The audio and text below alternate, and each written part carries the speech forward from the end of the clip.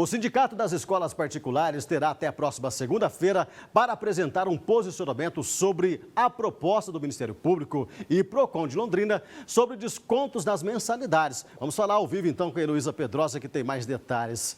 Boa tarde para você, Lô.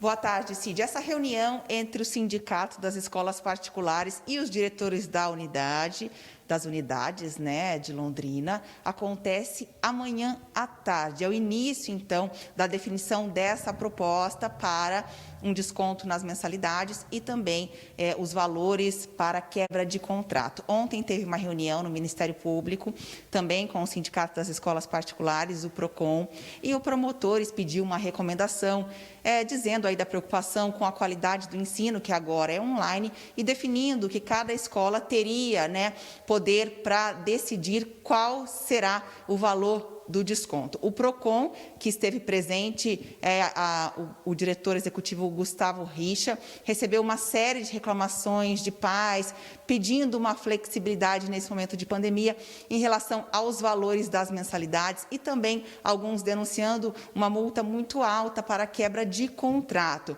O Gustavo Richa tinha decidido aí no primeiro momento que o desconto das escolas particulares nas mensalidades deveria ser de 30%, mas após a reunião, essa ideia realmente não passou e há uma outra definição. Vamos ouvir agora o diretor executivo do Procon. Juntamente com o Ministério Público, nós nos reunimos com o sindicato e o sindicato apresentou algumas condições do que impactaria essa redução de 30%, mostrando, por exemplo, que em determinadas escolas, como por exemplo uma escola pequena, os 30% poderia representar o fechamento dessa escola.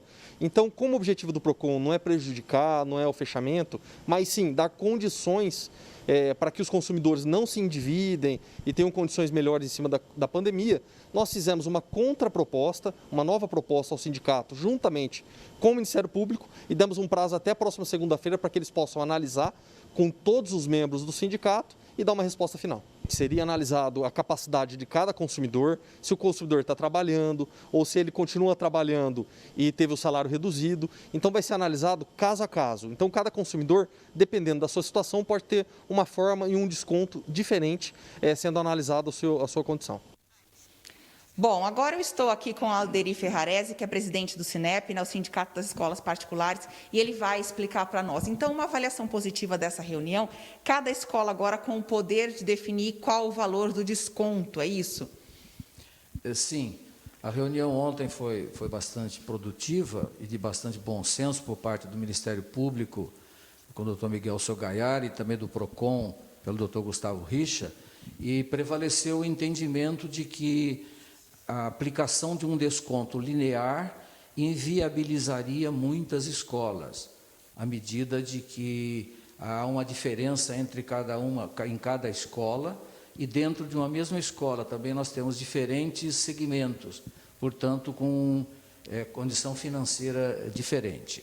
Agora, como que vai ser essa reunião com os diretores das instituições de ensino particulares? Como vocês vão chegar a um consenso das diretrizes para esses descontos e também para a quebra de contrato?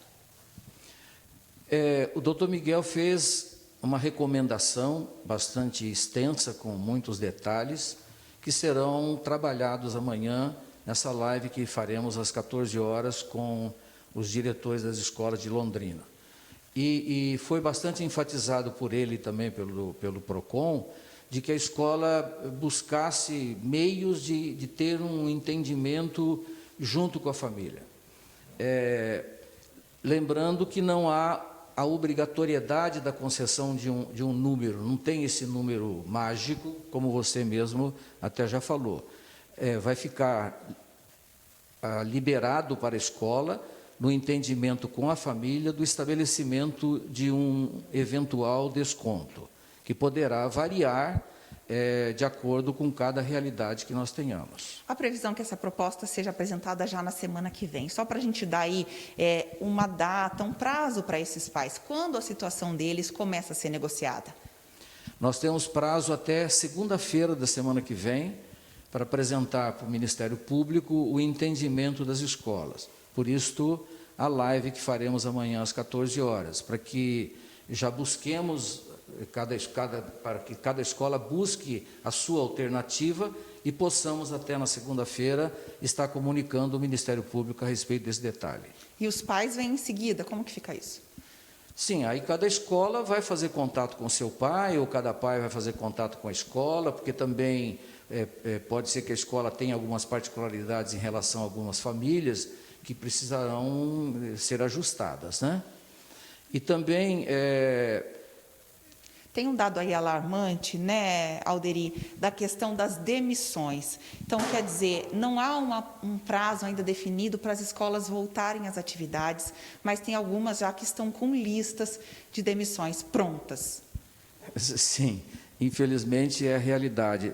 Na reunião que nós tivemos com o prefeito na terça-feira da semana passada, diante de uma insistência nossa numa definição mais clara a respeito do retorno, ele ficou de editar um novo decreto, que ele teria, segundo ele, acontecido na semana passada e não ocorreu, e isso cria cada vez mais angústias, e já que à medida em que a escola não suporte o número de transferências, ela se obriga a fazer demissões, e a gente está tentando de toda maneira evitar que isto ocorra.